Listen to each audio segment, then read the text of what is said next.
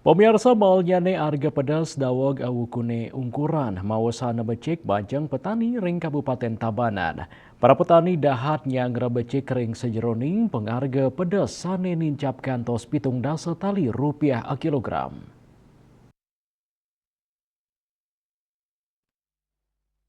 Sile tunggal petani pedas ring Banjar Bangah Kecamatan Baturiti Nyoman Sudiasa Mausang. Rauhe mangkin harga pedas ring petani becek sangkaning nerus nincap ring galah ungkuran. Harga pedas merah alit sane sedurungnyane selai tali rupiah a kilo, nincap dados 3 nasa tali rupiah a kilo. Ralis nincap malih dados sasur tali, pini anyar kauningin pitung dasa tali rupiah a kilo.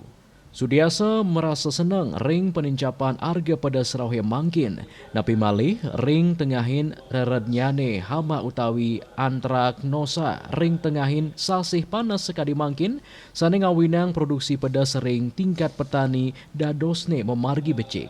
Dane narkayang pencapan harga pedas sangkaning agangnyane pengarsan pasar. Lianan punika harga komoditas pedas ring nasional manggih kahanan sane patah. Sane mawasana ring harga pasokan antar pulau. Ketarkayang kahanan puniki memargi kantun harga inucap munggah ring ulung dasa tali rupiah a kilogram.